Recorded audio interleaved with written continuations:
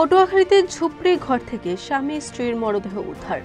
সেবাজিম হাসপাতালে চালু হয়নি নিউরো মেডিসিন ওয়ার্ড, স্ট্রোকের রোগীদের চরম দুর্ভোগ। ঐতিহ্যবাহী প্যাডেল স্টিমার পিএস মাহসুদ ফিরছে ঢাকা বরিশাল নৌরুটে। ভোলায় কৃষকের বৈদ্যুতিক ফাঁদে নবম শ্রেণীর 2 ছাত্রের মর্মান্তিক মৃত্যু।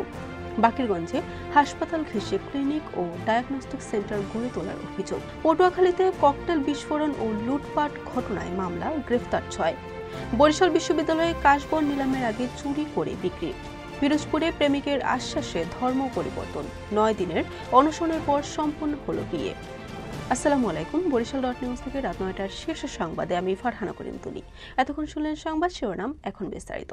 পটুয়াখালীর মহিপুরে একই ঘর থেকে স্বামী স্ত্রীর মরদেহ উদ্ধার করেছে পুলিশ। মঙ্গলবার ভোররাতে ডালবুগঞ্জ ইউনিয়নের পেয়ারাপুর গ্রামে এই ঘটনাটি ঘটে। নিহতরা হলেন সিরাজউদ্দিন খান ও তার স্ত্রী আকলিমা বেগম। বরিশাল শেরে বাংলা মেডিকেল কলেজ হাসপাতাল দক্ষিণবঙ্গের কোটি মানুষের সবচেয়ে বড় চিকিৎসালয়।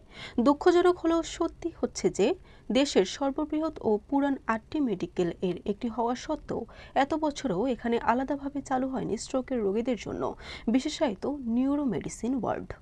বরিশালের ঐতিহ্যবাহী প্যাডেল স্টিমার চালু হচ্ছে 21 নভেম্বর থেকে। সিদ্ধান্ত অনুযায়ী প্রতি শুক্রবার ঢাকা থেকে সকাল 8:30টায় ছেড়ে পিএস মাসুদ বিকেল 5:30টার মধ্যে বরিশালে পৌঁছাবে।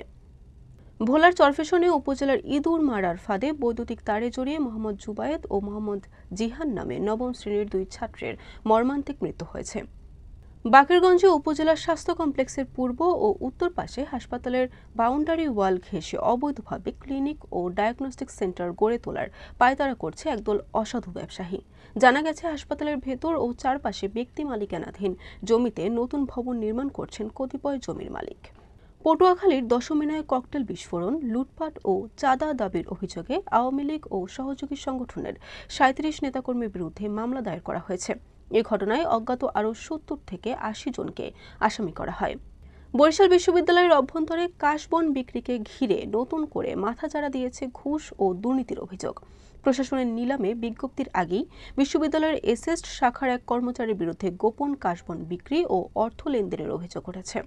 পিরোজপুরের ইন্দুরকানীতে 9 দিন ধরে অনশনের পর অবশেষে 25 বছর বয়সী এক তরুণী এবং 18 বছর বয়সী এক তরুণের মধ্যে বিয়ে সম্পন্ন হয়েছে।